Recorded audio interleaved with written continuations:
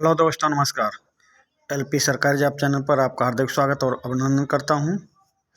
आपके उज्जवल भविष्य की कामना के साथ ये सेशन शुरुआत कर रहा हूं। ये सेशन कक्षा 9 भाग 4 अर्थशास्त्र पाठ 2 संसाधन के रूप में लोग। संसाधन के रूप में लोग से लिया गया है कक्षा 9 सामाजिक विज्ञान के पाठ 4 अर्थशास्त्र के पाठ 2 संसाधन के रूप में लोग बहुविकल्पी प्रश्न। अब ये बहुविकल्पी प्रश्न हैं और इसमें लघु उत्तरीय और दीर्घ उत्तरीय प्रश्न भी रखे जाएंगे। तो चलिए पहले बहुविकल्पी प्रश्नों को बिना देरी लगाए देखते हैं। बहुविकल्पी प्रश्नों में पहला प्रश्न आया है, मानव पूंजी में निवेश करने पर बदले में मिलता है। मानव पूंजी में निवेश करने पर बदले में मिलता है उच्च मूल्य दरभार, उच्च आय, उच्च श्रम की लागत या इनमें से कोई नहीं। मानव पूंजी में निवेश करने पर बदले में मिलता है, तो भाई बदले में क्या मिलता है? उच्च आय। प्रश्न नंबर 1 का ऑप्शन बी सही उत्तर होगा। मानव पूंजी में निवेश करने पर बदले में मिलता है उच्च आय। प्रश्न नंबर 1 का ऑप्शन 2 सही उत्तर होगा। प्रश्न नंबर 2 पे आ जाएं। शिक्षित माता पिता अपना अधिकतर निवेश करते हैं। शिक्षित माता पिता अपना अधिकतर निवेश करते हैं अपने बच्चों की शिक्षा में, अपना घर बनाने में, कार खरीदने में या जमीन खरीदने में। तो शिक्षित माता पिता अपना अधिकतर निवेश किस में करते हैं? तो वो निवेश करते हैं अपने बच्चों की शिक्षा में। प्रश्न नंबर 2 का ऑप्शन ए सही उत्तर होगा।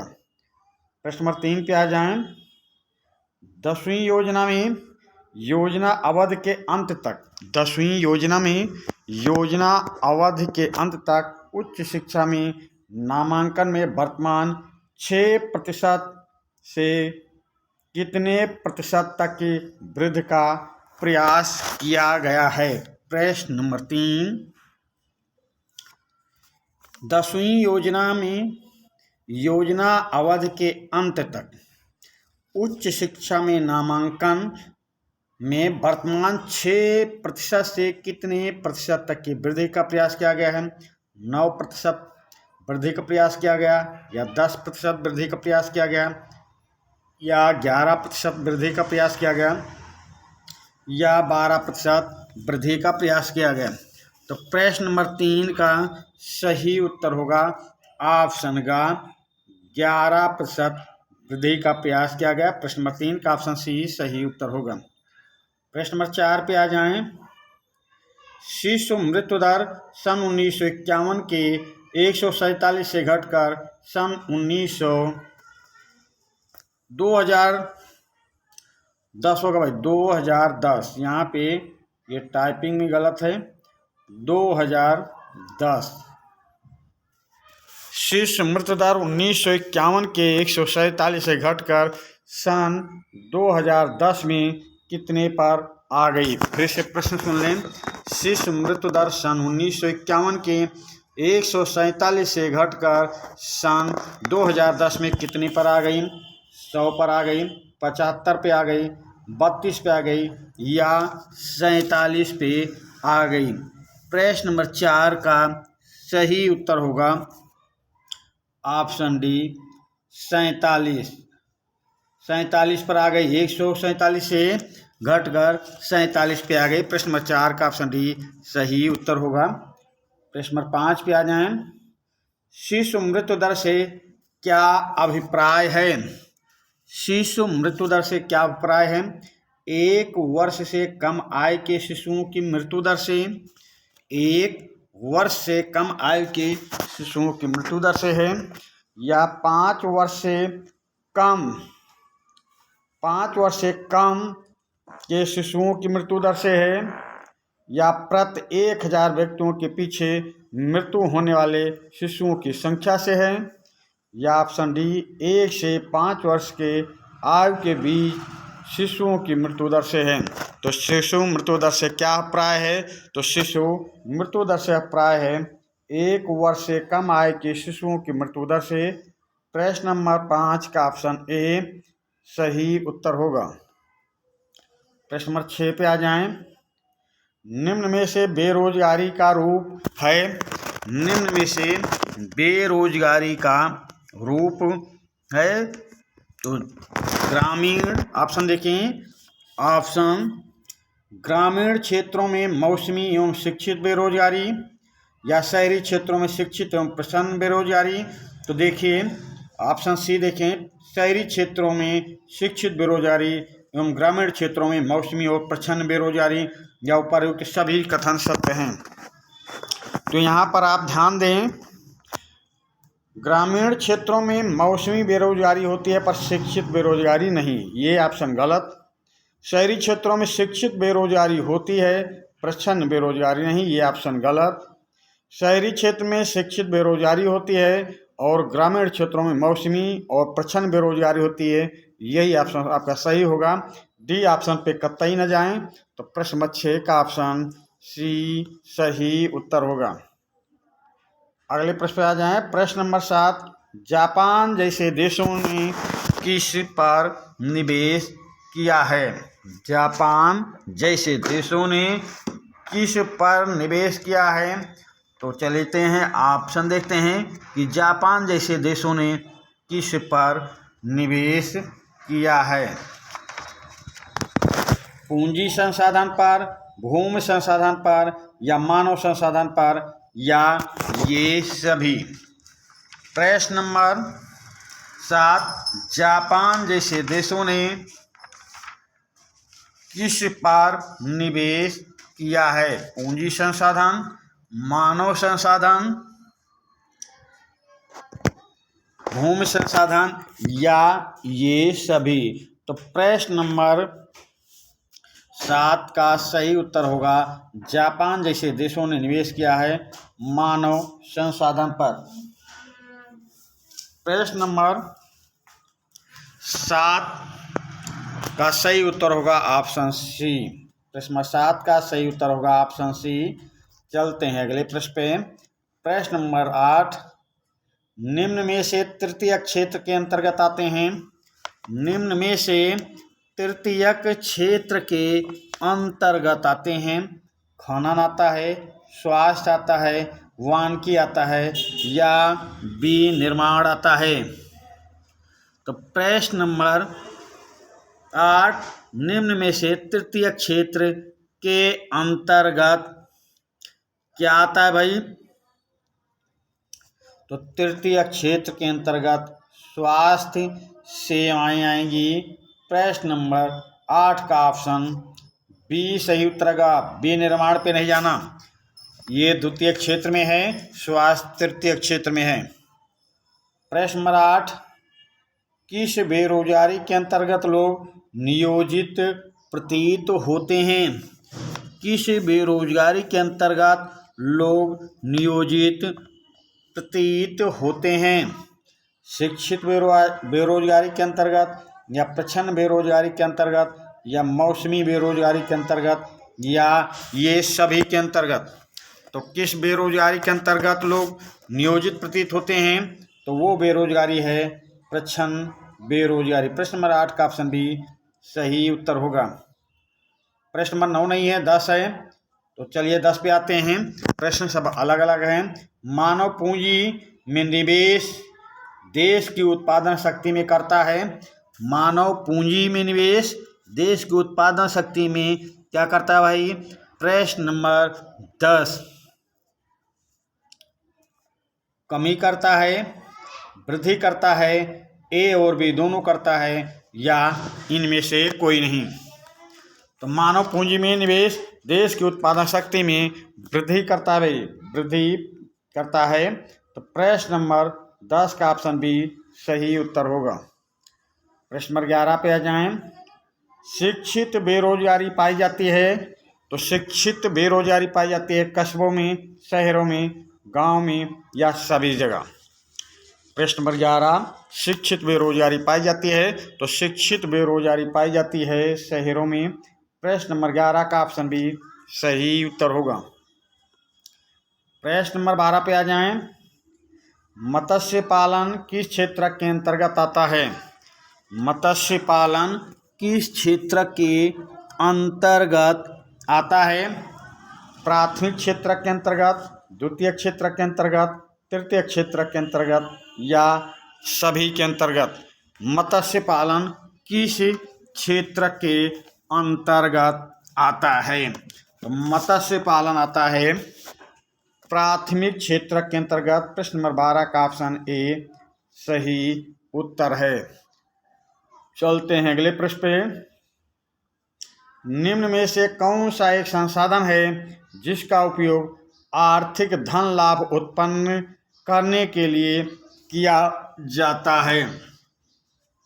प्रश्न नंबर 13, निम्नलिखित में से कौन सा एक संसाधन है जिसका उपयोग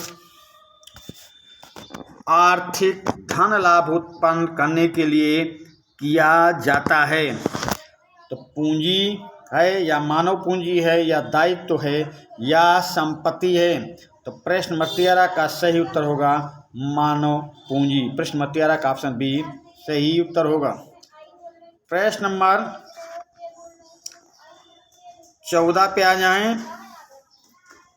प्रश्न नंबर 14 पे आ जाएं। किसके बिना पूंजी और भूमि दोनों बेकार है? किसके बिना पूंजी और भूमि दोनों बेकार हैं? तो यहाँ पे देख लें, ऑप्शन शिक्षा के बिना, प्रशिक्षण के बिना, ऑप्शन सी बना लें मानव पूंजी के बिना, मानव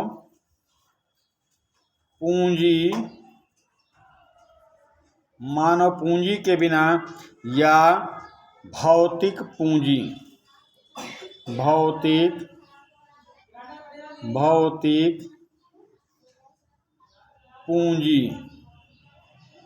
ऑप्शन टाइप होने से रह गया है। तो किसके बिना पूंजी और भूमि दोनों बेकार है? तो ये मानव पूंजी के बिना पूंजी और भूमि दोनों बेकार हैं। तो प्रश्न नंबर 14 के उत्तर में लिखेंगे मानव पूंजी। याद करेंगे मानव पूंजी। और नोटबुक में अगर बना रहे हैं तो नोटबुक में भी लिखेंगे किसके बिना पूंजी और भूमि दोनों बेकार है? तो शिक्षा प्रशिक्षण नहीं, मानव पूंजी के बिना भूमि और पूंजी दोनों बेकार है, मानव पूंजी सही उत्तर होगा। यही ऑप्शन आपको याद करना है। अगले प्रश्न पे आ जाएं।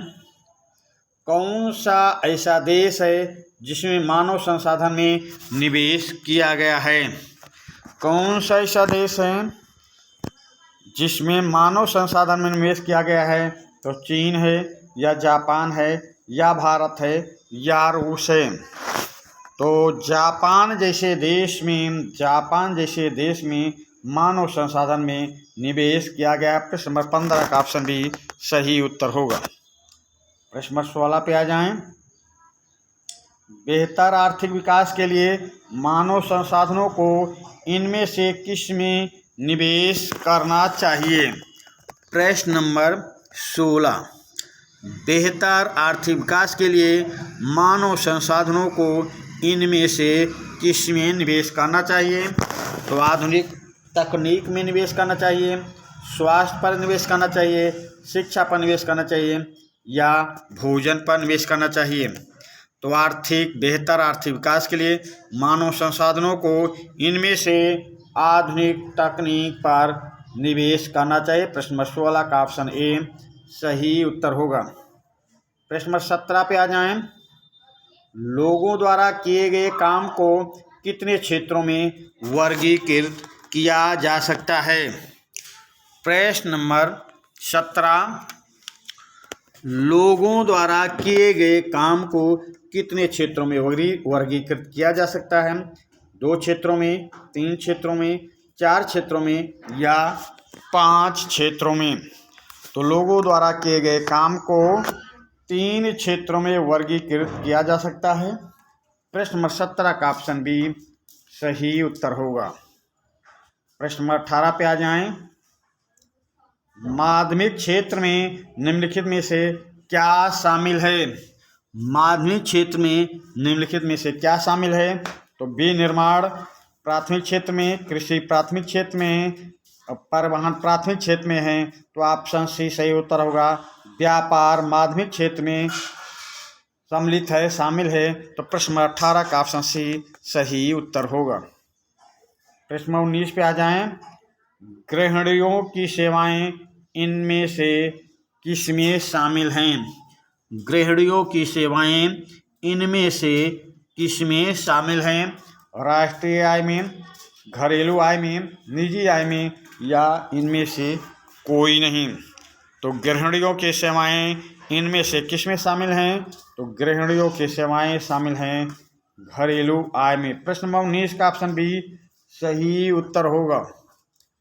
प्रश्न नंबर 20 पे आ जाएं। किसी से रिश्वत लेना कौन सी गतिविधि है? किसी से रिश्वत लेना कौन सी गतिविधि है? आर्थिक गतिविधि है, विपणन गतिविधि है, गैर आर्थिक गतिविधि है, या इनमें से कोई नहीं। तो किसी से रिश्वत लेना कौन सी गतिविधि है? तो ये गैर आर्थिक गतिविधि है। प्रश्न नंबर 20 का ऑप्शन सी सही उत्तर होगा। प्रश्न नंबर 21 पे आ जाएं। निम्नलिखित में से कौन सा श्रम अवशोषित क्षेत्र है? निम्नलिखित में से कौन सा श्रम अवशोषित क्षेत्र है? वानिकी है, खनन है, कृषि है, या मत्स्य है? निम्नलिखित में से कौन सा श्रम अवशोषित क्षेत्र है? तो श्रम अवशोषित क्षेत्र है कृषि। प्रश्न नंबर 21 का ऑप्शन सी सही उत्तर होगा। प्रश्न नंबर 22 देखें। मध्य दिन की भोजन योजना मिड डे मील स्कीम कब लागू की गई थी? प्रश्न नंबर 22 मध्य दिन की भोजन योजना को कब, या मिड डे मील की योजना को कब लागू किया गया? 1985 में, 1995 में, 2005 में, या 2010 में? तो मध्य दिन की भोजन योजना या मिड डे मील स्कीम कब लागू की गई? तो ये लागू की गई थी 1995 में। प्रश्न नंबर 22 का ऑप्शन बी सही उत्तर होगा। प्रश्न नंबर 23 पे आ जाएं। आयुष विभाग, आयुर्वेद विभाग, योग, नेचुरोपैथी, यूनानी, सिद्ध और होम्योपैथी जैसे विभागों की स्थापना कब की गई? प्रश्न नंबर 23 आयुष विभाग, आयुर्वेद विभाग, योग, नेचुरोपैथी, यूनानी, सिद्ध और होम्योपैथी जैसे विभागों की स्थापना कब की गई? 1975 में, 1985 में, 1995 में, या 2005 में? तो प्रश्न नंबर 23 का सही उत्तर होगा ऑप्शन सी 1995 में। प्रश्न नंबर 23 का ऑप्शन सी सही उत्तर होगा। प्रश्न नंबर 24 पे आ जाएं। प्रश्न नंबर 24 नवोदय विद्यालय को पहली बार कब स्थापित किया गया? नवोदय विद्यालय को पहली बार कब स्थापित किया गया? 1926 में, 1985 में, 1996 में, या 1998 में? नवोदय विद्यालय को पहली बार कब स्थापित किया गया है? तो नवोदय विद्यालय को पहली बार स्थापित किया गया था 1985 में। प्रश्न नंबर 24 का ऑप्शन भी सही उत्तर होगा। प्रश्न नंबर 25 पे आ जाएं। सर्व शिक्षा अभियान को किस वर्ष शुरू किया गया? सर्व शिक्षा अभियान को किस वर्ष शुरू किया गया? 1998 में, 2001 में, 2003 में, या 2005 में? तो सर्व शिक्षा अभियान को किस वर्ष शुरू किया गया? तो सर्व शिक्षा अभियान को शुरू किया गया था 2001 में। प्रश्न नंबर 25 का ऑप्शन बी सही उत्तर होगा। प्रश्न नंबर 26 किसी भी भाषा को लिखने, पढ़ने और समझने वाले व्यक्ति को क्या कहते हैं? किसी भी भाषा को लिखने, पढ़ने और समझने वाले व्यक्ति को क्या कहते हैं? छात्र कहते हैं, वयस्क कहते हैं, बच्चे कहते हैं या साक्षर कहते हैं? प्रश्न नंबर 26, किसी भी भाषा को लिखने पढ़ने और समझने वाले व्यक्ति को क्या कहते हैं? तो कहते हैं साक्षर। प्रश्न नंबर 26 का ऑप्शन डी सही उत्तर होगा। प्रश्न नंबर 27 पे जाएं। जो लोग अपनी इच्छा से काम नहीं करते वह निम्न में से किसके अंतर्गत आते हैं? जो लोग अपनी इच्छा से काम नहीं करते वो निम्न में से किसके अंतर्गत आते हैं? तो मौसमी बेरोजगारी, शिक्षित बेरोजगारी, प्रच्छन्न बेरोजगारी या इनमें से कोई नहीं। जो लोग अपनी इच्छा से काम नहीं करते वह निम्न में से किसके अंतर्गत आते हैं? तो वो आते हैं शिक्षित बेरोजगारी के अंतर्गत। प्रश्न नंबर 27 का ऑप्शन बी सही उत्तर होगा। प्रश्न नंबर 27 दूसरा है पर प्रश्न अलग है। एक संसाधन के रूप में लोगों को संदर्भित करता है। एक संसाधन के रूप में लोगों को संदर्भित करता है। शैक्षिक कौशल, उत्पादन कौशल, स्वास्थ्य कौशल या इनमें से कोई नहीं। प्रश्न नंबर 27, एक संसाधन के रूप में लोग को संदर्भित करता है। तो संदर्भित किसमें करता है भाई? शैक्षिक कौशल, उत्पादन कौशल, स्वास्थ्य कौशल या इनमें से कोई नहीं। तो एक संसाधन के रूप में लोगों को संदर्भित करता है उत्पादन कौशल। प्रश्न नंबर 27 का ऑप्शन भी सही उत्तर होगा। प्रश्न नंबर 28 पे आ जाएं। निम्नलिखित में से जो अलग है जनसंख्या के संदर्भ में बताएं। निम्नलिखित में से जो अलग है जनसंख्या के संदर्भ में बताएं। तो शिक्षा है, स्वास्थ्य है, प्रशिक्षण है या ऑप्शन डी बना लीजिए कंप्यूटर।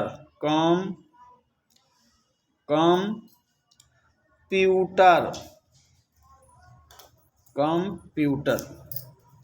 चलिए, निम्नलिखित में से जो अलग है जनसंख्या के संदर्भ में बताइए।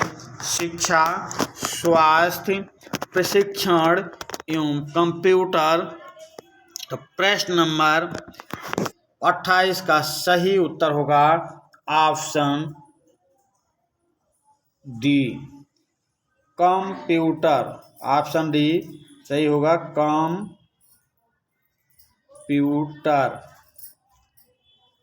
शिक्षा, स्वास्थ्य, प्रशिक्षण सब जनसंख्या के संदर्भ में है पर कंप्यूटर नहीं है, यही अलग है। तो प्रश्न 28 का ऑप्शन डी सही उत्तर होगा। अगले प्रश्न पे आ जाएं। स्वयं उपभोग निम्नलिखित में से कौन सी गतिविधि है? स्वयं उपभोग निम्नलिखित में से कौन सी गतिविधि है? गैर उत्पादक गतिविधि, गैर बाजार गतिविधि, गैर आर्थिक गतिविधि या इनमें से कोई नहीं। तो स्वयं उपभोग निम्नलिखित में से कौन सी गतिविधि है? तो गैर बाजार गतिविधि है। प्रश्न 28 का ऑप्शन भी सही उत्तर होगा। प्रश्न 29 पे आ जाएं। तृतीय क्षेत्र प्रदान करता है। तृतीय क्षेत्र प्रदान करता है सेवाएं, माल, कृषि या ए और बी दोनों। तृतीय क्षेत्र प्रदान करता है सेवाएं, माल, कृषि और ऑप्शन डी ए बी दोनों। तो तृतीय क्षेत्र प्रदान करता है सेवाएं। प्रश्न नंबर 29 का ऑप्शन ए सही उत्तर होगा। प्रश्न नंबर 30 पे आ जाएं। तृतीय क्षेत्र में निम्नलिखित में से किससे संबंधित है? तृतीय क्षेत्र में निम्नलिखित में से संबंधित है कृषि, संचार, खनन, वानिकी।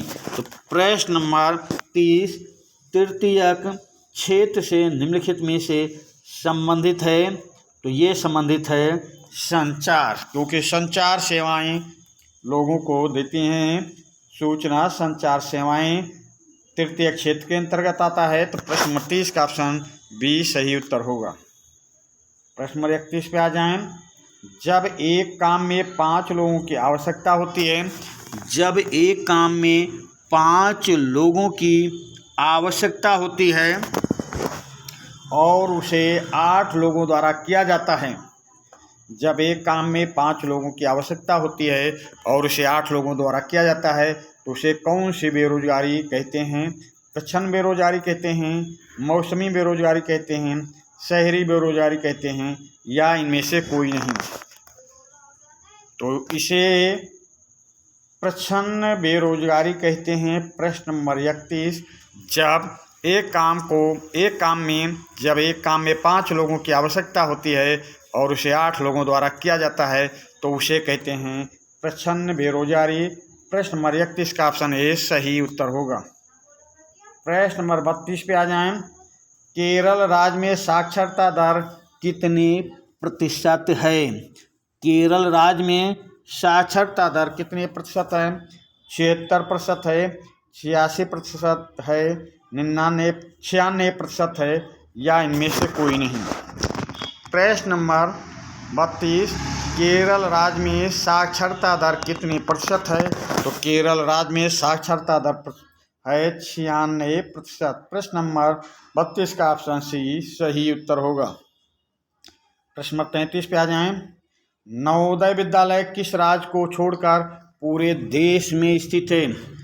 प्रश्न नंबर 33, नवोदय विद्यालय किस राज्य को छोड़कर पूरे देश में स्थित है? केरल को छोड़कर, तमिलनाडु को छोड़कर, गुजरात को छोड़कर, या महाराष्ट्र को छोड़कर।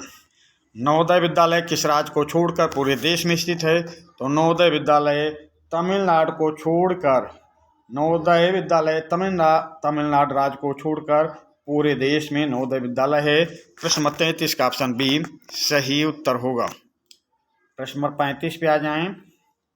मौसमी बेरोजगारी निम्न में से कहाँ पाई जाती है? मौसमी बेरोजगारी निम्न में से कहाँ पाई जाती है?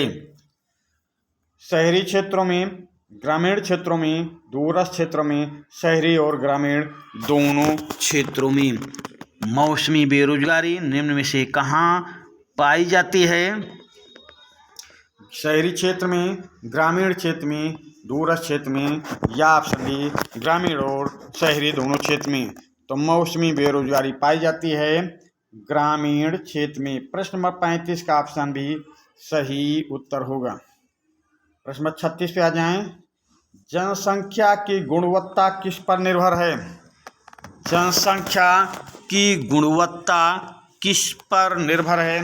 साक्षरता दर पर, स्वास्थ्य पर, कौशल पर, या ये सभी पर। प्रश्न नंबर 36, जनसंख्या की गुणवत्ता किस पर निर्भर है? साक्षरता दर, स्वास्थ्य, कौशल, या सभी? तो जनसंख्या की गुणवत्ता निर्भर है स्वास्थ्य पर। प्रश्न नंबर 36 का ऑप्शन बी सही उत्तर होगा। प्रश्न नंबर 37 पे आ जाएं। महिलाओं में साक्षरता दर कम क्यों है? महिलाओं में साक्षरता दर कम क्यों है? तो समान शिक्षा के अवसरों की कमी है, समान शिक्षा के अवसरों की कमी है, या परिवहन सुविधाओं की कमी है, या बुनियादी ढांचे की कमी है, या आय की कमी है। तो प्रश्न नंबर 37, महिलाओं में साक्षरता दर कम क्यों है? तो महिलाओं में साक्षरता दर कम है क्योंकि बुनियादी ढांचे में कमी है, बुनियादी ढांचे की कमी है। प्रश्न नंबर 37 का ऑप्शन सी सही उत्तर होगा। प्रश्न नंबर 38 पे आ जाएं। प्राथमिक क्षेत्र में कौन सी क्रियाएं शामिल हैं? प्राथमिक क्षेत्र में कौन सी क्रियाएं शामिल हैं? विनिर्माण एवं उत्खनन, कृषि, वानिकी, पशुपालन, मुर्गी पालन, मत्स्य पालन एवं खनन, बैंकिंग, परिवहन, व्यापार, शिक्षा, बीमा, उपरोक्त में से कोई नहीं। तो प्राथमिक क्षेत्र में कौन सी क्रियाएं शामिल हैं? तो प्राथमिक क्षेत्र में क्रियाएं शामिल हैं ऑप्शन बी कृषि, वानिकी, पशुपालन, मुर्गी पालन, मत्स्य पालन एवं खनन। तो प्रश्न नंबर 38 का ऑप्शन बी सही उत्तर होगा। प्रश्न नंबर 39 पे आ जाएं। जीवन की लंबी उम्र में वृद्धि का सूचक है। जीवन की लंबी उम्र में वृद्धि का सूचक है। तो जीवन की अच्छी गुणवत्ता या स्वास्थ्य क्षेत्र में सुधार या बेहतर HDI मानव विकास सूचकांक या उपर्युक्त सभी। प्रश्न नंबर 39 जीवन की लंबी उम्र में वृद्धि का सूचक है। तो जीवन की अच्छी गुणवत्ता, स्वास्थ्य क्षेत्र में सुधार, बेहतर HID मानव विकास सूचकांक या उपर्युक्त सभी। तो प्रश्न नंबर 39 का ऑप्शन डी सही उत्तर होगा, उपर्युक्त सभी। चलते हैं अगले प्रश्न पे। प्रश्न नंबर 40 निम्नलिखित विकल्पों में से कौन सा उचित है? निम्नलिखित विकल्पों में से कौन सा उचित है? जनसंख्या एक दायित्व है, ना कि परिसंपत्ति। जनसंख्या ना दायित्व है, ना ही परिसंपत्ति। जनसंख्या एक दायित्व नहीं अपितु परिसंपत्ति है और उपरोक्त में से कोई नहीं। तो प्रश्न नंबर 40 का सही उत्तर होगा जनसंख्या एक दायित्व नहीं, जनसंख्या एक दायित्व नहीं अपितु परिसंपत्ति है। प्रश्न नंबर 40 का ऑप्शन सी सही उत्तर होगा। प्रश्न नंबर 41 है, 21 न समझें। किसी अर्थव्यवस्था का सर्वाधिक श्रम अवशोषक क्षेत्र कौन सा है? प्रश्न नंबर 40 किसी अर्थव्यवस्था का सर्वाधिक श्रम अवशोषक क्षेत्र कौन सा है? कृषि है, विनिर्माण है, सूचना तकनीकी है या बायोटेक्नोलॉजी है। तो किसी अर्थव्यवस्था का सर्वाधिक श्रम अवशोषक क्षेत्र कौन सा है? तो वो है कृषि। प्रश्न नंबर 21 का ऑप्शन ए सही उत्तर होगा। प्रश्न नंबर 42 पे आ जाएं। यदि कोई माँ बच्चों का ध्यान रख रही है, यदि कोई माँ बच्चों का ध्यान रख रही है और घर की चार दीवारी में घरेलू क्रियाएं कर रही हैं, वह किस प्रकार की क्रिया कर रही है?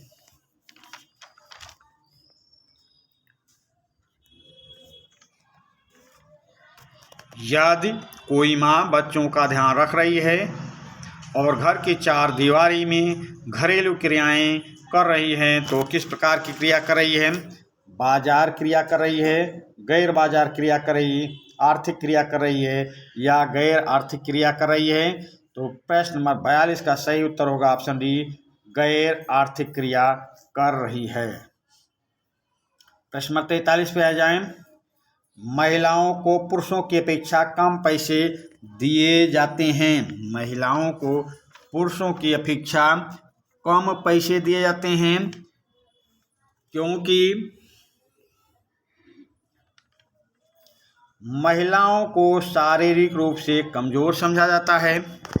महिलाओं को शारीरिक रूप से कमज़ोर समझा जाता है, उनमें कौशल एवं शिक्षा की कमी होती है, उन्हें अपने अधिकारों का ज्ञान नहीं होता है या उपरोक्त सभी। तो महिलाओं को पुरुषों की अपेक्षा कम पैसे दिए जाते हैं, तो उपरोक्त सभी पे आपको जाना है, उपरोक्त सभी दिमाग में रखना है, क्योंकि महिलाओं को शारीरिक रूप से कमज़ोर समझा जाता है, उनमें कौशल एवं शिक्षा की कमी होती है, उन्हें अपने अधिकारों का ज्ञान नहीं होता। तो आपका प्रश्न 43 का ऑप्शन डी सही उत्तर होगा। प्रश्न नंबर 44 पर आ जाएं। किस कारक पर जनसंख्या की गुणवत्ता निर्भर करती है? किस कारक पर जनसंख्या की गुणवत्ता निर्भर करती है? किस कारक पर जनसंख्या की गुणवत्ता निर्भर करती है?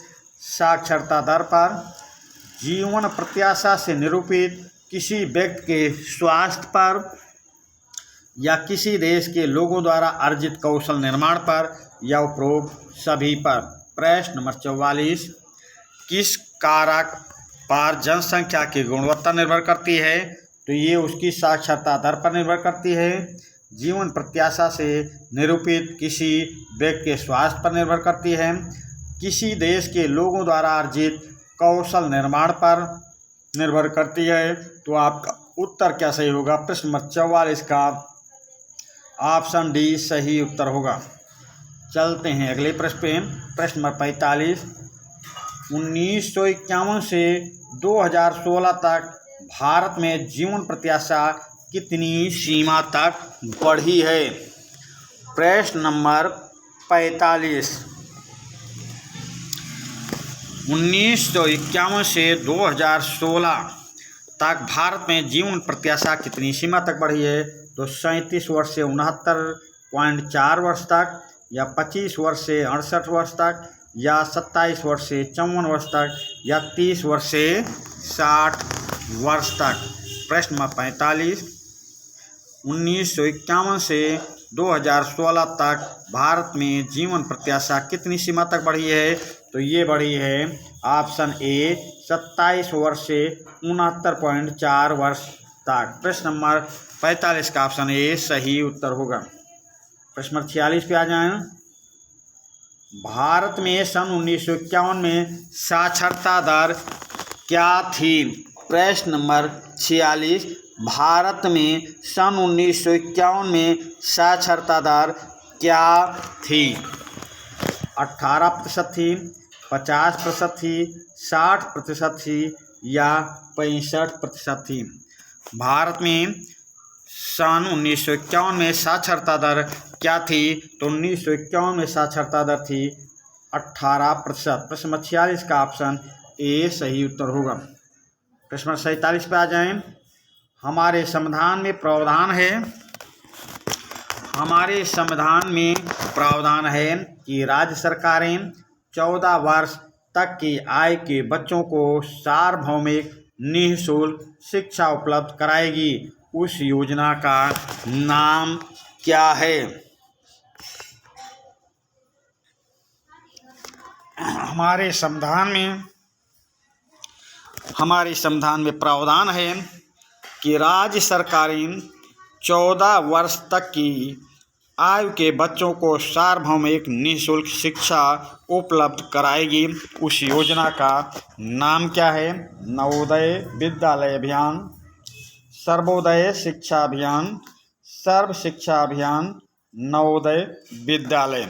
तो प्रश्न नंबर 47, हमारे संविधान में प्रावधान है कि राज्य सरकारें 14 वर्ष तक की आयु के बच्चों को सार्वभौमिक निःशुल्क शिक्षा उपलब्ध कराएंगी और उस योजना का नाम है सर्व शिक्षा अभियान। प्रश्न नंबर 47 का ऑप्शन सी सही उत्तर होगा। प्रश्न नंबर 48 पे आ जाएं। प्रच्छन्न बेरोजगारी किस क्षेत्र में गोचर होती है? प्रच्छन्न बेरोजगारी किस क्षेत्र में गोचर होती है? शिक्षा के क्षेत्र में, कृषि के क्षेत्र में, विनिर्माण के क्षेत्र में, या इन सभी क्षेत्रों में? प्रश्न नंबर 48, प्रच्छन्न बेरोजगारी किस क्षेत्र में गोचर होती है? शिक्षा के क्षेत्र में, कृषि के क्षेत्र में, विनिर्माण के क्षेत्र में, या ये सभी? तो प्रच्छन्न बेरोजगारी गोचर होती है कृषि के क्षेत्र में। प्रश्न नंबर 48 का ऑप्शन बी सही उत्तर होगा। प्रश्न नंबर 49 पे आ जाएं। अर्थशास्त्र के जनक कौन हैं? अर्थशास्त्र के जनक कौन हैं? रिकार्डो हैं, एडम स्मिथ हैं, माल्थस हैं, या डेविड ईस्टन? अर्थशास्त्र के जनक कौन हैं? रिकार्डो, एडम स्मिथ, माल्थस, या डेविड ईस्टन? तो अर्थशास्त्र के जनक हैं एडम स्मिथ। प्रश्न नंबर 49 का ऑप्शन बी सही उत्तर होगा। प्रश्न नंबर 50 पे आ जाएं। हरित क्रांति के जनक कौन हैं? हरित क्रांति के जनक कौन हैं? महात्मा गांधी हैं, या लाल बहादुर शास्त्री हैं, या गोपाल कृष्ण गोखले हैं, या एम.एस. स्वामीनाथन हैं? प्रश्न नंबर 50, हरित क्रांति के जनक कौन हैं? तो महात्मा गांधी, लाल बहादुर शास्त्री, गोपाल कृष्ण गोखले, या एम.एस. स्वामीनाथन? तो हरित क्रांति के जनक हैं एम.एस. स्वामीनाथन। प्रश्न नंबर 50 का ऑप्शन डी सही उत्तर होगा। ये लघु और दीर्घ उत्तरीय प्रश्न हैं।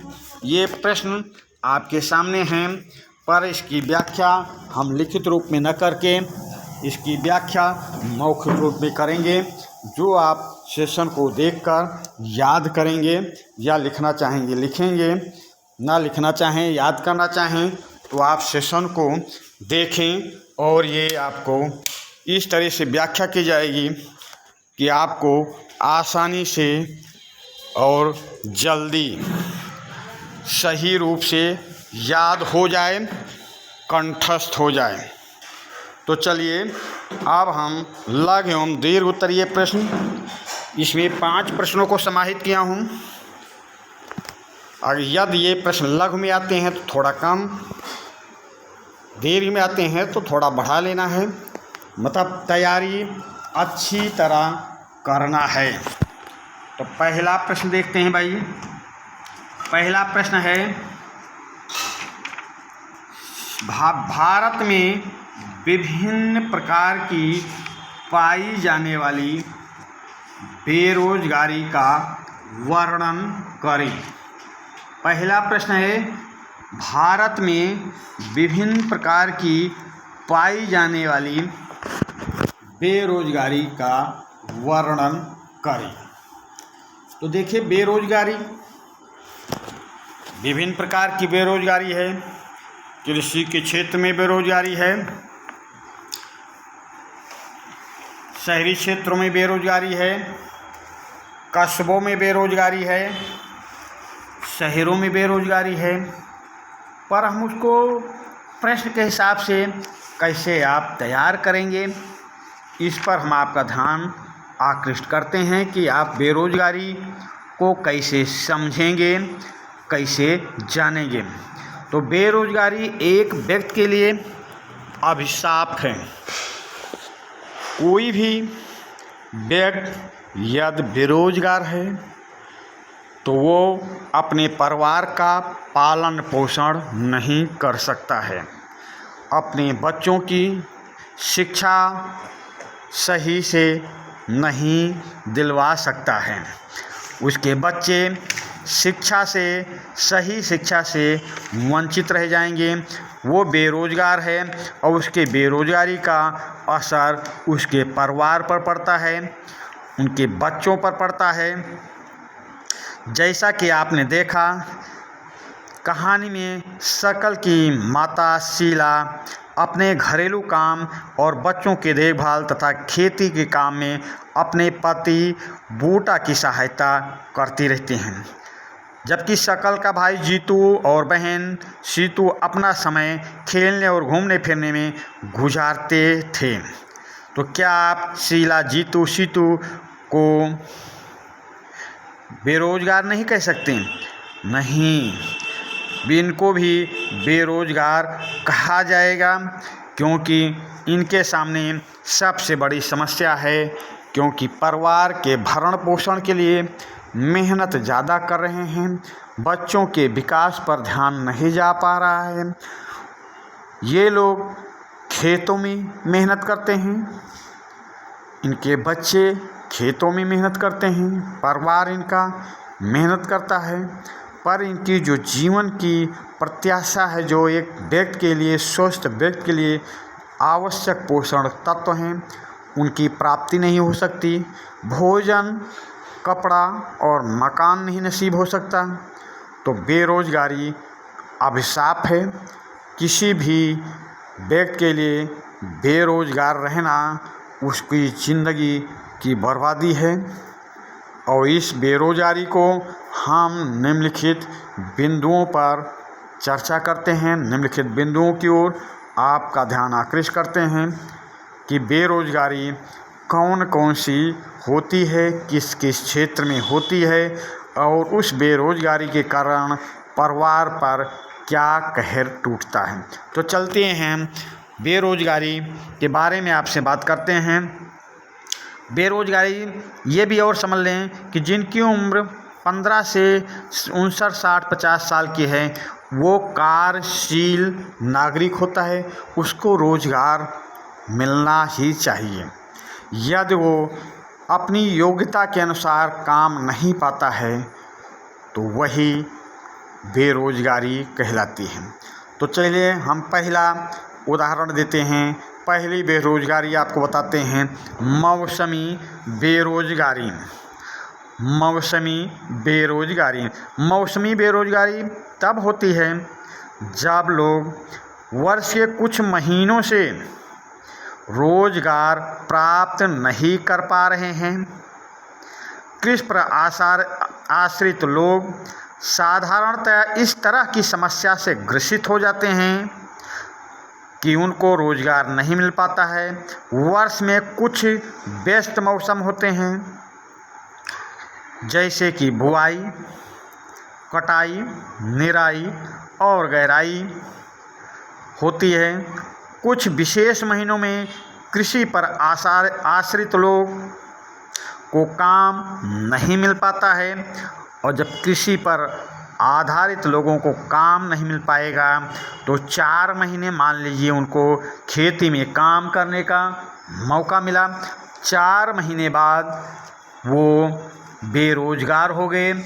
तो जो 4 महीने काम किए हैं, 8 महीने उनको काम नहीं मिल पा रहा है, रोजगार की तलाश में भटकते हैं, रोजगार नहीं मिल पाता है, और कृषि पर आधारित होने के कारण वो दूसरी जगह जाने में संकोच करते हैं, जा नहीं पाते हैं, खेती में काम मिल नहीं पाता है, और इस चक्कर में वो 8 महीने उनका समय बर्बाद होता है। इस प्रकार की बेरोजगारी कि 4 महीने खेतों में काम किया, बुआई, जुताई, कटाई के समय, और उसके बाद में उनको काम नहीं मिल पा रहा है। काम नहीं मिल पा रहा है तो खेती छोड़कर ना तो जा सकते हैं और ना खेती में उनके पास काम है। तो इस बेरोजगारी को मौसमी बेरोजगारी कहते हैं। चलते हैं तो इसमें पहला आप देखें मौसमी बेरोजगारी। पहला हो गया मौसमी बेरोजगारी।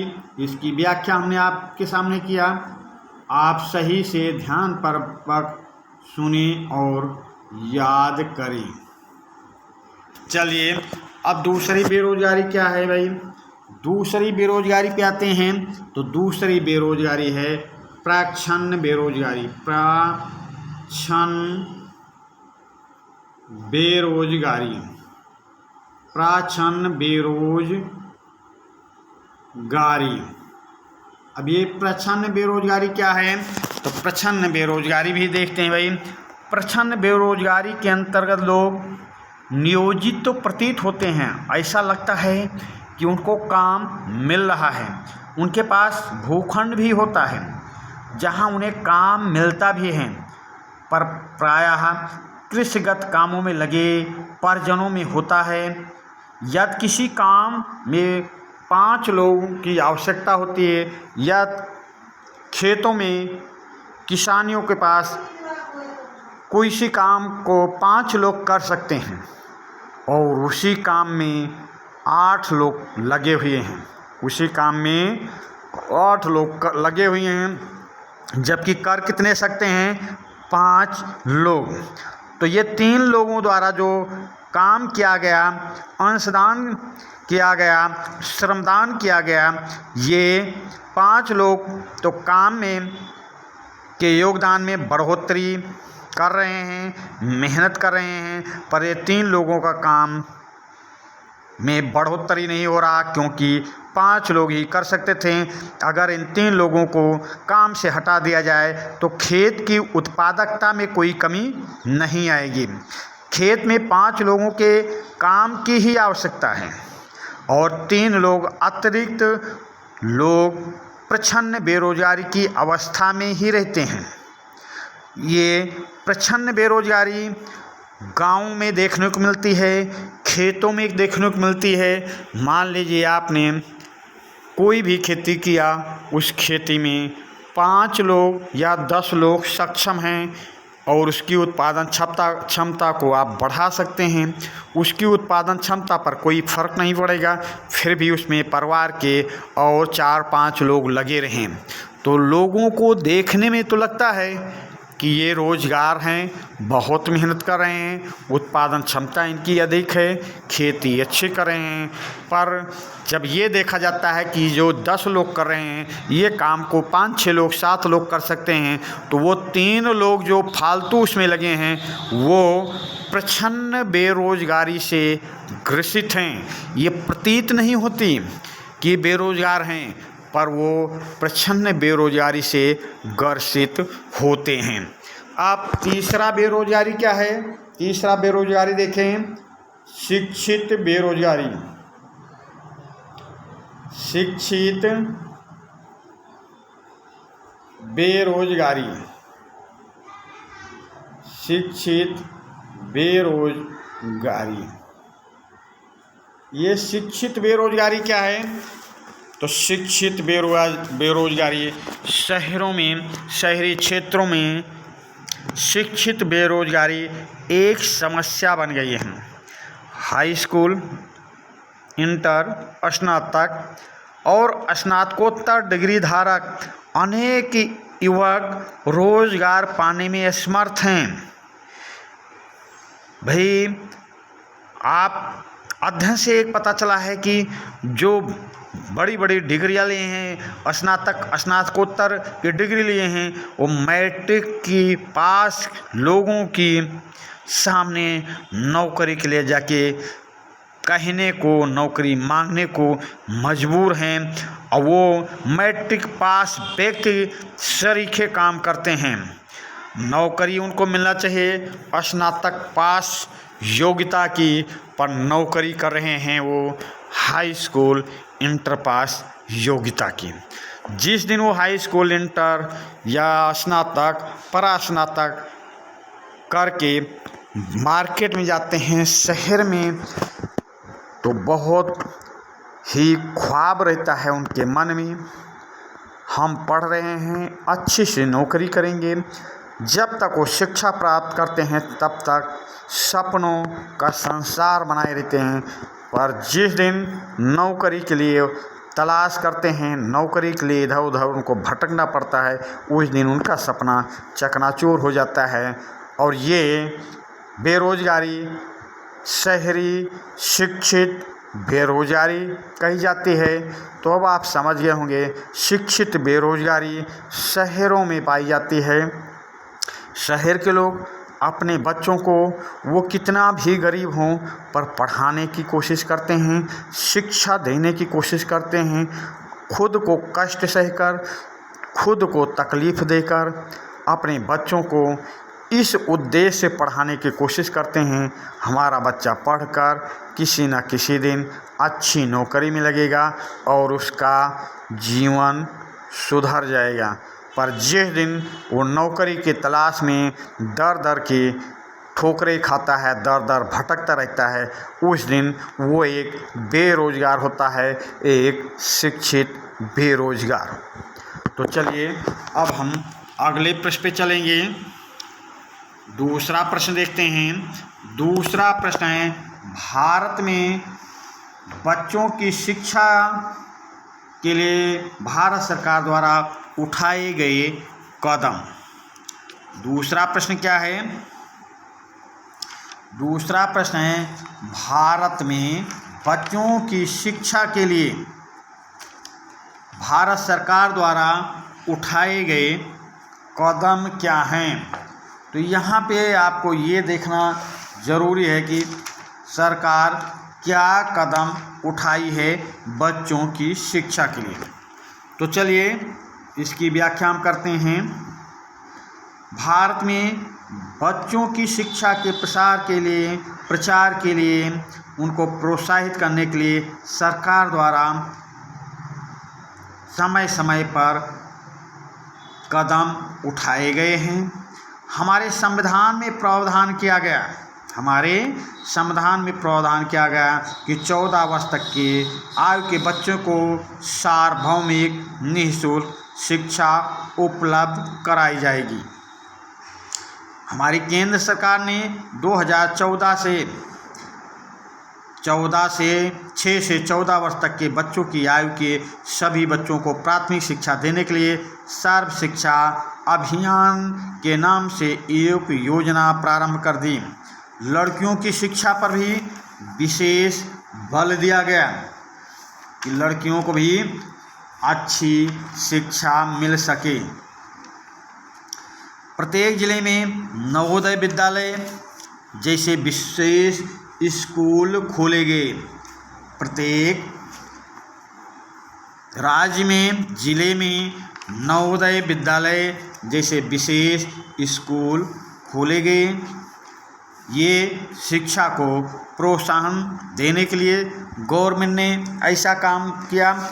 उच्च विद्यालय के छात्रों को व्यवसायिक प्रशिक्षण देने के लिए या व्यवसायिक प्रशिक्षण देने के उद्देश्य से व्यावसायिक पाठ्यक्रम लागू किए गए और उनको विभिन्न प्रकार के व्यावसायिक शिक्षा ग्रहण करने पर जोर दिया गया।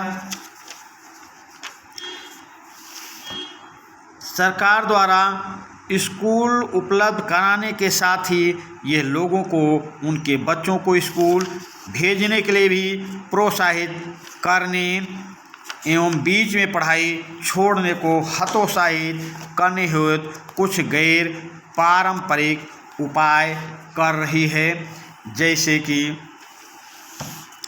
आप देखेंगे कि विद्यालय में दोपहर का भोजन उनकी उपस्थिति अनिवार्य बनाने के लिए, उनके पोषण स्तर को सुधारने के लिए सरकार विशेष रूप से काम कर रही है। दोपहर का भोजन दे रही है। बच्चों को 6 से 14 साल के बच्चों को निःशुल्क शिक्षा देने की व्यवस्था 86वें संविधान संशोधन के द्वारा अनुच्छेद 21 में प्रतिस्थापित कर दिया गया। माँ बाप के लिए एक कर्तव्य निश्चित किया गया कि वो 6 से 14 साल के बच्चों को शिक्षा दें, ये उनका कर्तव्य है। तो शिक्षा पे सरकार मौलिक अधिकार हो या नीति निर्देशक तत्व हो या मौलिक कर्तव्य हो, सब पर काम कर रही है। कामकाजी वयस्कों एवं खनाबदोश परिवारों के बच्चों के लिए रात्रि स्कूल एवं मोबाइल स्कूल उपलब्ध कराए गए हैं। ये सब काम सरकार के द्वारा किए जाने से या प्राथमिक शिक्षा में सार्वजनिक पहुंच धारण और गुणवत्ता प्रदान करने का प्रावधान किया गया और इस मामले में लड़कियों पर विशेष जोर दिया गया है। प्रत्येक जिले में, जैसा कि आपको बताया, प्रत्येक जिले, प्रत्येक राज्य में नवोदय विद्यालय खोले गए। बड़ी संख्या में हाई स्कूल के विद्यार्थियों को ज्ञान और कौशल से संबंधित व्यवसाय उपलब्ध कराने के लिए व्यवसायिक शाखाएं विकसित की गईं। शिक्षा पर पहली बार पहली पंचवर्षीय योजना के 151 करोड़ रुपए से बढ़कर 11वीं पंचवर्षीय योजना में 3766.90 करोड़ रुपए किया गया। सकल घरेलू उत्पाद के प्रतिशत के रूप में शिक्षा पर व्यय 1951-52 के 0.64% से बढ़ाकर 2015-16 में 3% बजटीय अनुमान हो गया। इसके बाद अस्थायी रूप से कुछ और वर्षों तक 3% रहा। इससे साक्षरता दर 1951 के 18% से बढ़कर 2011 में 74% हो गई। साक्षरता प्रत्येक नागरिक का न केवल अधिकार बल्कि यह नागरिकों द्वारा अपने कर्तव्यों का ठीक प्रकार से पालन करने तथा अपने अधिकारों का ठीक प्रकार से लाभ उठाने के लिए अनिवार्य भी है। जनसंख्या के विभिन्न भागों के बीच व्यापक अंतर पाया जाता है। महिलाओं की अपेक्षा पुरुषों की साक्षरता दर करीब 16.6% अधिक है और ग्रामीण क्षेत्रों की अपेक्षा नगरीय क्षेत्रों में साक्षरता दर करीब 16% अधिक है। 2011 में केरल के कुछ जिलों में साक्षरता दर 94% है, जबकि बिहार में 62% है। प्राथमिक स्कूल प्रणाली भारत के 8.58 लाख से भी अधिक गांवों में फैली है। दुर्भाग्यवश स्कूल शिक्षा के इस विस्तार को शिक्षा के निम्न स्तर और पढ़ाई के बीच में छोड़ने की उच्च दर ने कमजोर कर दिया है। 6 से 14 वर्ष आयु के वर्ग के सभी स्कूली बच्चों को वर्ष 2000 तक प्राथमिक शिक्षा प्रदान करने की दिशा में सर्व शिक्षा अभियान पर महत्वपूर्ण कदम उठाया गया है। राज्यों, स्थानीय सरकारों और प्राथमिक शिक्षा सार्वभौमिक लक्ष्य को प्राप्त करने के लिए समुदाय की सहभागिता के साथ केंद्रीय सरकार की यह एक समयबद्ध पहल है। इसके साथ ही प्राथमिक शिक्षा में नामांकन बढ़ाने हेतु सेतु पाठ्यक्रम इसके साथ ही प्राथमिक शिक्षा में नामांकन बढ़ाने हेतु या बढ़ाने के लिए सेतु पाठ्यक्रम और स्कूल लौटो शिविर का प्रारंभ किया गया। सेतु पाठ्यक्रम और स्कूल लौटो शिविर प्रारंभ किए गए। कक्षा में बच्चों की उपस्थिति को बढ़ावा देने, बच्चों के धारण और उनकी पोषण स्थिति में सुधार के लिए दोपहर के भोजन की योजना कार्यान्वित की जा रही है। इन नीतियों से भारत में शिक्षित लोगों की संख्या में वृद्धि हो सकती है।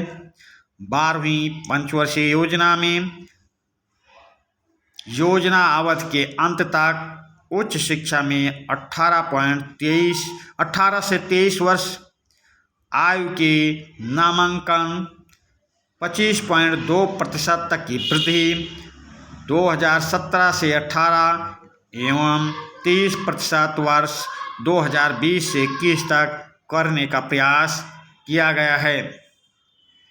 यह रणनीति पहुंच में वृद्धि, गुणवत्ता, राज्यों के लिए विशेष पाठ्यक्रम में परिवर्तन को स्वीकार करना, व्यवसायीकरण करना तथा सूचना प्रौद्योगिकी के उपयोग का जाल बिछाने पर केंद्रित है। योजना दूरस्थ शिक्षा, औपचारिक, अनौपचारिक, दूरस्थ एवं संचार प्रौद्योगिकी शिक्षा देने वाले अभिसरण पर भी केंद्रित है। पिछले 50 वर्षों में विशेष क्षेत्रों में उच्च शिक्षा देने वाले शिक्षण संस्थानों एवं विश्वविद्यालयों की संख्या में वृद्धि हुई है। 10वीं पंचवर्षीय योजना ने इस योजना के अंत तक 18 से 23 वर्ष तक की आयु के समूह के युवाओं को उच्चतर शिक्षा हेतु नामांकन वर्तमान 6% से बढ़ाकर 9% करने का प्रयास किया गया। तो इस प्रकार सरकार द्वारा शिक्षा पर विशेष रूप से ध्यान दिया जा रहा है। चलिए प्रश्न नंबर 3 पे आ जाएं। प्रश्न नंबर 3, संसाधन के रूप में लोग से आप क्या समझते हैं? संसाधन के रूप में लोग से आप क्या समझते हैं?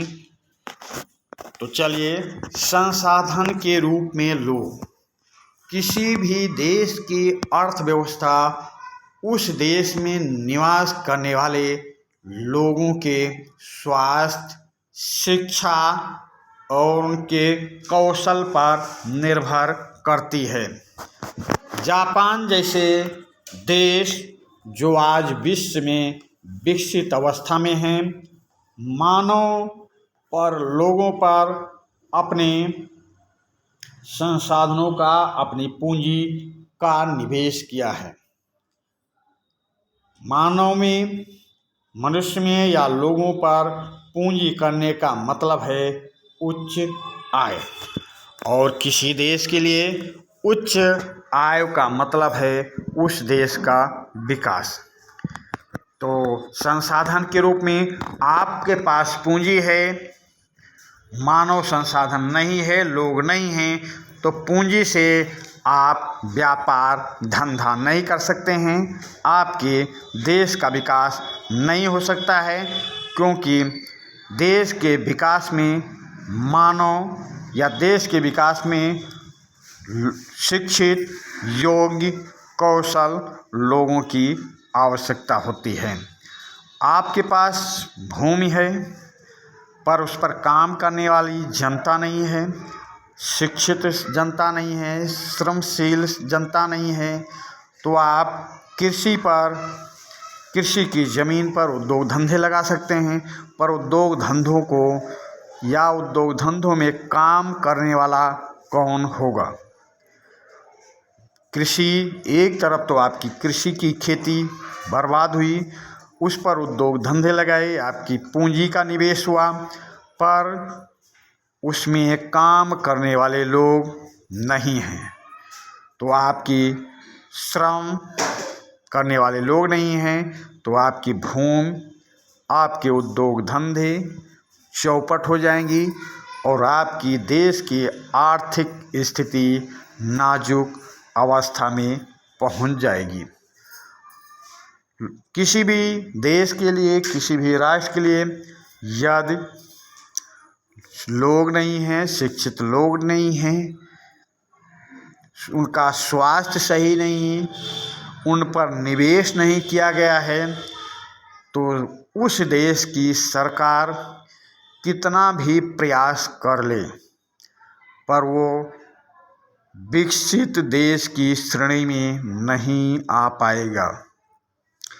तो हर देश के लिए ये ज़रूरी हो जाता है, हर राष्ट्र के लिए ये ज़रूरी हो जाता है कि अपने यहाँ जो देश का विकास है, जो राष्ट्र का विकास है, उसके लिए सबसे ज़्यादा निवेश मानव पर करे, मानव पूंजी पर निवेश करे, लोगों पर निवेश करे, लोगों की शिक्षा पर ध्यान दे, लोगों के स्वास्थ्य पर ध्यान दे, लोगों के कौशल पर ध्यान दे, और लोगों को इस तरह से प्रशिक्षण दे और लोगों को उत्साह को बढ़ाए, उनके मनोभावों को समझे कि वहाँ की जनता, वहाँ की मानव लोग अपने काम को निष्ठापूर्वक कर सकें। और जब तक सरकार मानव पूंजी पर निवेश नहीं करती, उनकी समस्याओं का निराकरण नहीं करती, तब तक वह देश विकसित देशों की श्रेणी में नहीं आ सकता। यहाँ तक कहा जा सकता है कि मानव पूंजी पर ना निवेश करने वाला देश दिन प्रतिदिन गरीबों की श्रेणी में आ जाता है, गरीब देशों की श्रेणी में आ जाता है। वहाँ पर जनता भूखों मरती है, आयात निर्यात कम हो जाते हैं, उद्योग धंधे ठप हो जाते हैं, क्योंकि कार्यशील जनता होती नहीं और सरकार कार्यशील जनता पर निवेश करती नहीं, और अंततोगत्वा वो देश बर्बादी के कगार पर पहुंच जाता है। तो हम अंत में ये कह सकते हैं कि किसी भी देश का विकास, उच्चतम विकास, विकसित देश की श्रेणी में आने के लिए उस देश द्वारा मानव पूंजी पर निवेश किया जाना आवश्यक है। चलिए है प्रश्न नंबर 4।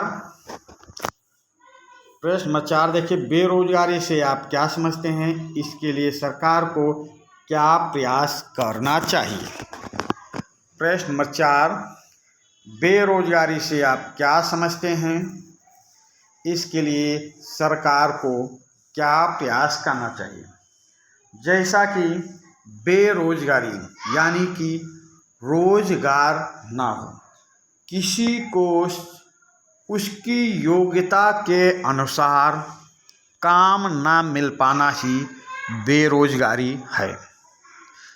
मान लीजिए आप कृषि में कार्य करना चाहते हैं, आधुनिक तरीकों से काम करना चाहते हैं, आपने कृषि की अच्छी तरह से पढ़ाई भी की है, पर आपको जिस उद्देश्य को लेकर पढ़ाई की, जिस उद्देश्य को लेकर आप कृषि खेती में शामिल हुए, उस के मुताबिक खेती से आपको आमदनी नहीं मिल पा रही। जितना लागत लग रहा उस एवरेज में आपको उसमें से वापस मिल नहीं पा रहा। आपका मन टूट रहा है। आप खेतों में काम करते करते ऊब जाते हैं। हमारे किसान भाई परेशान होकर साहूकारों के चंगुल में फंस जाते हैं, क्योंकि वो खेती में लगा तो ज़्यादा रहे पर आमदनी कम हो रही है।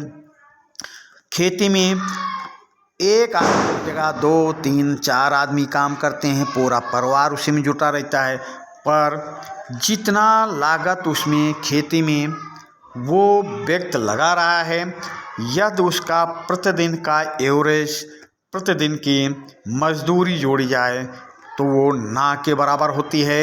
यानी कि काम तो साल भर किया, मेहनत किया, पैसा लगाया, घर भर जुट कर मेहनत किए, पर सबका मेहनत मजदूरी एवरेज निकाला जाए तो वो ना के बराबर रहता है, यानी बेरोजगार होता है। शहरों में लोग अपने बच्चों को अच्छी शिक्षा देते हैं। बच्चा पढ़कर अच्छी शिक्षा ग्रहण करके अच्छी नौकरी करेगा, अच्छा उद्योग धंधा करेगा, देश की राष्ट्रीय आय में अपनी भूमिका निभाएगा, परिवार उसका खुशहाल होगा। पर उसको अपनी योग्यता के अनुसार काम नहीं मिल पाता है, और यही है बेरोजगारी। आज का युवक खेती के लिए प्रयास करता है, शिक्षा के लिए प्रयास करता है, अपने भविष्य के लिए प्रयास करता है, आने वाली पीढ़ी के लिए प्रयास करता है, पर उसको सही मायने में सही रोजगार नहीं मिल पाता, और सही रोजगार ना मिल पाने का नाम ही है बेरोजगारी। वो खेतों में काम करके ऊब जाता है, खेतों से उसकी आमदनी नहीं हो पाती, आधुनिक समय में समय के अनुसार चल नहीं पाता, लागत ज़्यादा लग रही है और आमदनी कम हो रही, तो सरकार को इस पे ध्यान देने की आवश्यकता है। सरकार खेती में काम करने वाले बेरोजगारों को, उनको जो खेती में काम कर रहे हैं उनको हम रोजगार नहीं कह सकते, क्योंकि वो 4 महीना काम कर रहे हैं, 8 महीना बैठे हैं, यानी मौसमी बेरोजगारी का शिकार हो रहे हैं, तो उनको रोजगार की श्रेणी में नहीं रखा जा सकता। तो उनको रोजगार तभी सही रूप में मिलेगा जब सरकार उनको साधन सुलभ करवाए, अच्छे बीज, सुलभ खाद, उनके लिए आधुनिक टेक्नोलॉजी के औजार, आधुनिक बीज उनको उपलब्ध कराए, सस्ते दामों में उपलब्ध कराए, बिचौलिए के हाथों उन साधनों का प्रयोग ना हो। हमारी सरकार खाद, बीज, आधुनिक टेक्नोलॉजी उपकरण मार्केट में तो भेजती है, पर उसका पूरा का पूरा फ़ायदा बिचौलिए उठाते हैं। तो सरकार को इस पर ध्यान देने योग्य बातें हैं। सरकार इस पर ध्यान दे, जो किसानों को दिया जाना है उनका हक उन तक पहुँचे, उनको सस्ती खादें मिले, उनके शोधनशाला में शोधित बीज मिले, सिंचाई के उपयुक्त साधन मिलें, और उनके जो उत्पादन क्षमता, जो अनाज पैदा हुआ उसका उनको वाजिब अच्छा दाम मिले। शिक्षित बेरोजगारों में उद्योग धंधे लगावें, सरकार छोटे छोटे उद्योग धंधे लगावें, कुटीर उद्योग धंधे लगावें, बड़ी बड़ी कंपनियों को आमंत्रण करें और उनको अपने यहाँ फैक्ट्रियाँ लगाने के लिए न्योता दें, आमंत्रण दें, ताकि जो शिक्षित व्यक्ति है वो बेरोजगार ना रह जाए और उन फैक्ट्रियों में काम करे। तो बड़ी बड़ी फैक्ट्रियों का लगवाना, कुटीर उद्योगों को बढ़ावा देना और बेरोजगारों को सस्ता ऋण मुहैया करवाना, ये सब सरकार द्वारा उठाया जाने पर ही बेरोजगारी दूर हो सकती है। जैसा कि बेरोजगारी बताया, खेतों में बेरोजगारी होती है, मौसमी बेरोजगारी, प्रच्छन्न बेरोजगारी शहरों में होती है, शिक्षित बेरोजगारी। तो इस सब से छुटकारा पाने के लिए सरकार द्वारा समय समय पर कदम उठाए जाएं और उनके जो सरकारी कर्मचारी हैं वो विशेष रूप से ध्यान दें कि कहीं इन बेरोजगारों के साथ छलावा ना हो, कहीं बिचौलिए इनका शोषण ना करें। ऐसा कदम सरकार द्वारा उठाया जाना नितांत आवश्यक है। चलते हैं अगले प्रश्न पे। प्रश्न नंबर 5, शिक्षित बेरोजगारी भारत के लिए विशेष समस्या क्यों है? तो शिक्षित बेरोजगारी भारत के लिए एक विशेष समस्या है। विशेष रूप से तो शिक्षित बेरोजगारी शहरों में पाई जाती है।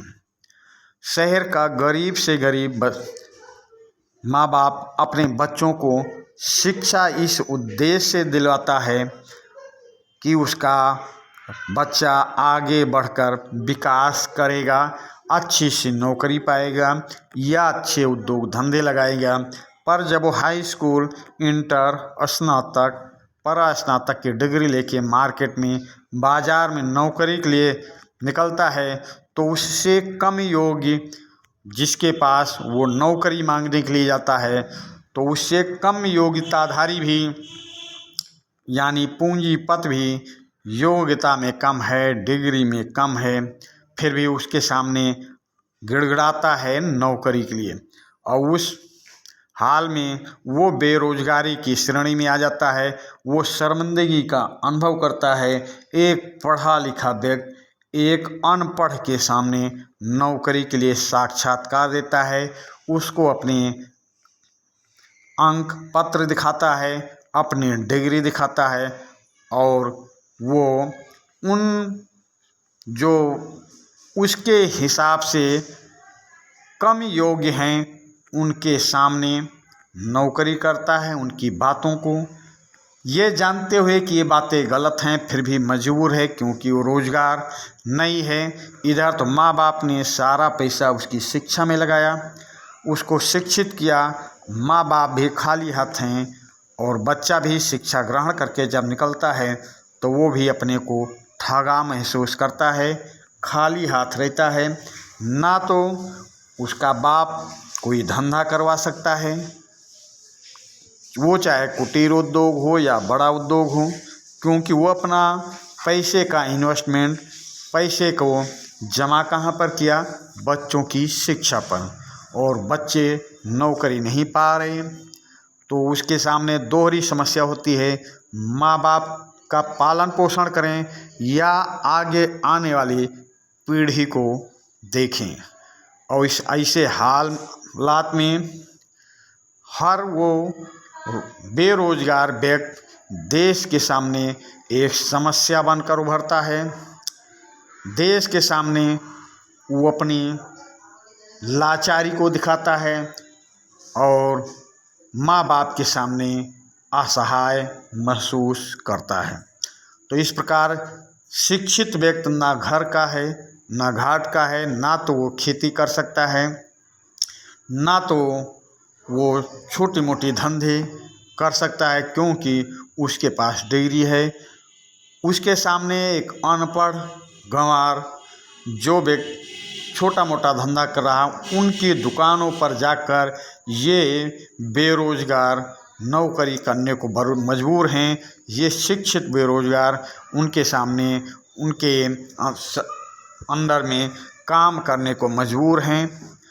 और इस प्रकार ये शिक्षित बेरोजगारी देश के लिए एक समस्या बनी हुई है, जिस पर सरकार को ध्यान देने की आवश्यकता है। सरकार शिक्षित बेरोजगारों के लिए कम ब्याज में कर्जा मुहैया कराए, ज़मीन उपलब्ध कराएं, उसके लिए दुकानें बनवाएं, फैक्ट्रियों का बड़े बड़े उद्योगपतियों द्वारा आमंत्रण करें, बड़े बड़े उद्योगपतियों का देश में बड़ी बड़ी फैक्ट्रियाँ लगे, कुटीर उद्योग धंधों का विकास करें और शिक्षा को व्यवसायीकरण करें।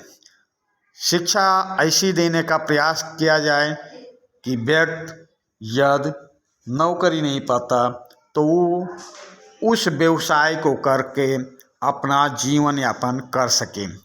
तो शहरों में शिक्षित बेरोजगारी एक समस्या बनी हुई है, जिस पर सरकार को ध्यान देने की ज़रूरत है। और एक देश के लिए शिक्षित बेरोजगार उस देश के लिए एक कलंक के रूप में दिखते हैं, जबकि देश शिक्षित बेरोजगारों को रोजगार ना दे पाने की स्थिति में वो विकसित देश की अवस्था में नहीं, विकासशील देश की अवस्था में नहीं, अविकसित देश की अवस्था में गिने जाते हैं, जहाँ की जनता का स्वास्थ्य शिक्षा सही ना हो, उस देश को हम विकसित देश की श्रेणी में नहीं गिन सकते हैं। इसलिए हम कह सकते हैं शिक्षित बेरोजगारी भारत के लिए एक समस्या बनी हुई है। तो चलिए भाई, इस सेशन से बहुविकल्पी प्रश्न जो हो सकते थे और मैंने आपको इसमें लिख कर नहीं, वैसे 5 लघु उत्तरीय और दीर्घ उत्तरीय प्रश्नों की व्याख्या की है। प्रश्न लघु उत्तरीय में आएंगे तो तब भी सही, दीर्घ उत्तरीय में आएंगे तब भी सही। आप अपने हिसाब से जैसा हमने व्याख्या करके आपको सुनाया, वैसे आप भी व्याख्या करके उसको बढ़ा के अपनी भाषा में भाव जो हम व्याख्या में कर रहे हैं, जो भाव निकल रहा है, वही भाव आपके द्वारा निकलना चाहिए। तो चलिए अब हम आपसे विदा लेते हैं। धन्यवाद।